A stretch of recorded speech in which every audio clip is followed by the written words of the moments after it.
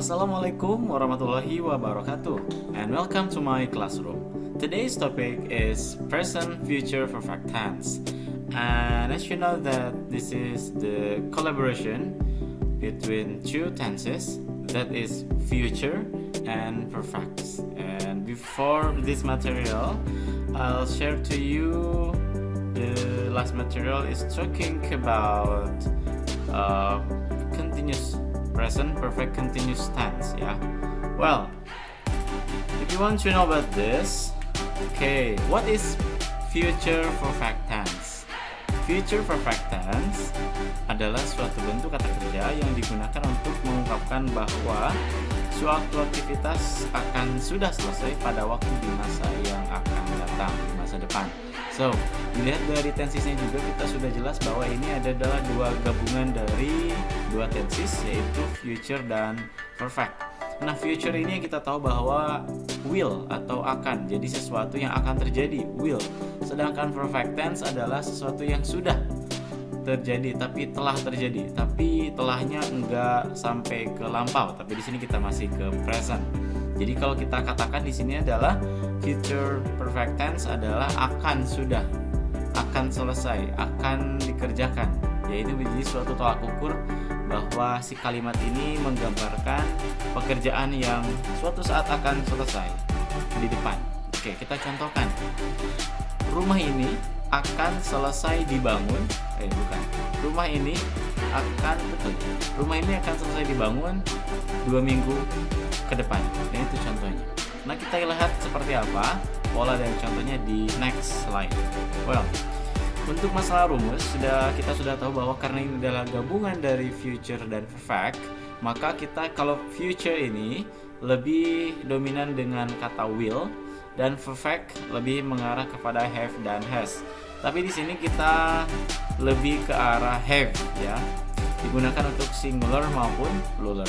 Ini adalah rumus atau ketentuan dari rumus itu bahwa future perfect tense dibentuk dengan auxiliary verb will atau kata bantu dari will-nya dan have yang akan nanti digabung, dan past participle atau verb ketiga. Kalau present participle adalah verb ing, sedangkan past participle adalah verb ketiga. Jadi kalau kita eat, ate, eaten, speak, spoke, spoken.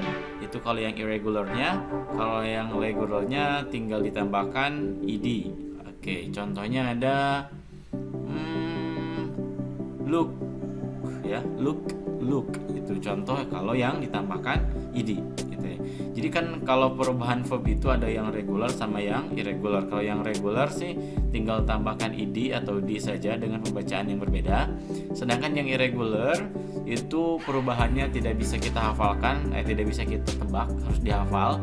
Contoh seperti tadi eat, ate, eaten, drink, drank, drunk, ada speak, spoke, spoken, write, wrote, written, dan lain sebagainya. Pokoknya yang berkenaan dengan tadi itu biasanya harus dihafal, tidak bisa ditebak. Oh, ini perubahannya kayak gini, enggak. Karena itu irregular, namanya juga irregular, tidak beraturan. Well, look at this. These are the formula of present future perfect tense. Jadi kalimat positifnya adalah subject will have. Ini yang menjadi kata kuncinya. Will have. Jadi kalau kalian berkenaan dengan present future perfect, future ada will, perfect ada have, maka kita gabungkan menjadi will have. Nah, positifnya atau kalimat dari bentuk positifnya subject will dan digabung dengan past participle.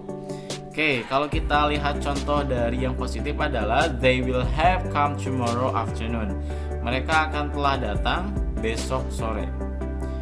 Mary will have move out tomorrow. Mary akan telah pindah besok. Maksudnya akan selesainya, akan melakukannya. Kalau kita lihat di sini ya, future itu akan, sedangkan perfect adalah telah atau sudah. Maka itu yang akan terjadi dari kata ini. Sedangkan untuk yang negatifnya, nah biasanya kan di setelah have.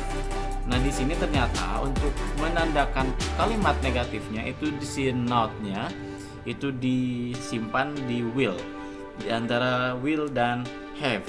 Jadi ditulisnya adalah will not, kalau dibacanya di won't, ya. Jadi digabung menjadi I, misalkan I won't have, ya, atau they will not have, ya. Jadi penempatan negatifnya ada di sana. Mereka belum akan datang besok sore. Mereka belum akan pindah besok. Jadi kalau kapan ditanya, kapan mereka akan pindah? Kalau ditanya jawabnya, mereka belum akan pindah besok. Nah, itu adalah suatu contoh dari perkataan tadi. Nah, sedangkan juga kalimat interrogatifnya tinggal dibalikan ke depan saja, will-nya. Ya. Jadi will Mary have moved out tomorrow? Will have they have come tomorrow afternoon? Sekarang kita akan garis coret-coret. Oke. Will, di sini kita masukkan will. Have, sudah tentu kita masukkan have. Untuk come. Oke, past participle atau verb ketiga. Kita tahu bahwa verb ketiga dari come, came, come. Kembali lagi ke come. Come, verb pertama. Came, verb kedua. Dan come lagi, verb ketiga. Sedangkan yang move, verb ke pertamanya adalah move biasa, verb kedua dan verb ketiga ditambahkan di move. Oke, seperti itu ya. Ini adalah polanya. Adapun penerapan kalimatnya nanti bisa kalian coba. Oke, next. Nah, sedangkan untuk fungsi dan contoh dari kalimat future perfect tense itu bisa dikatakan bahwa si future perfect tense ini berfungsi untuk mengungkapkan suatu aktivitas yang akan sudah selesai atau terjadi sebelum aktivitas lain di masa yang akan datang. Rumah ini akan selesai dibangun 2 minggu lagi. Saya sekolah akan selesai 3 tahun lagi. Saya nonton video ini akan selesai 5 menit lagi. Misal seperti itu. Nah, sedangkan untuk time expression-nya atau keterangan waktunya bisa ditambahkan adalah before atau sebelum, ada juga when. Yang dengan polanya adalah perfect tense, before, dan simple present tense. Artinya digabungkan dengan simple present tense. I will have. Kita ambil ketiga. I will have eaten. Ke sana arahnya. I will have eaten before. Nah, langsung buat kalimat simple present tense. Before I drink water. Kayak gitu ya. Itu contohnya. Nah, sedangkan kita akan lihat ke example yang lebih jelas lagi. We will gather on the road at 8. We will have gone when you come at 9. Nah, di depan adalah presentnya, before. Si presentnya adalah before. Jadi si bentuk present tense-nya ada di sebelum kalimat yang present future perfect. Ada present tadi, polanya adalah bisa di depan, bisa juga di belakang dengan boleh pakai conjunction before atau while atau when dan sebagainya. Tapi ini penempatannya menggunakan titik. Kalau kita artikan adalah kami akan kumpul di jalan jam 8 dan kami akan telah pergi ketika kamu datang jam 9. Ini diungkapkan kalau kita lagi mau berangkat. Kamu datang jam 8 ya. Kamu datang jam 8. Saya akan gak ada. Udah gak ada. Saya udah gak ada. Nah, itu kalau gaulnya. Saya akan udah gak ada kalau kamu datang jam 9. Nah, itu adalah contoh dari kalimat simpelnya. Ada lagi yang kedua. Before he comes, the table will have been prepared. Nah, ini menggunakan conjunction before. Sebelum dia datang, meja akan telah dipersiapkan. Ini contoh dari kalimat. Jadi biasanya boleh digabung atau tidak digabung. Tetapi kalau tidak digabung biasanya akan rancu. Ini sebenarnya kemana arahnya. Tapi kalaupun sendiri itu juga bisa. Asal penekanannya juga pas. Oke. Nah, ada juga fungsi-fungsi atau di sini tujuan atau penanda waktunya. Penggunaannya tadi. Nah, ada juga si fungsi dari present perfect future perfect ini untuk menunjukkan bahwa aksi akan selesai pada waktu di masa di masa depan. Kapan waktunya? Kayak tadi saya akan selesai sekolah. Saya akan selesai sekolah. Oh, saya akan selesai belajar jam 2 siang. Kayak dan sebagainya.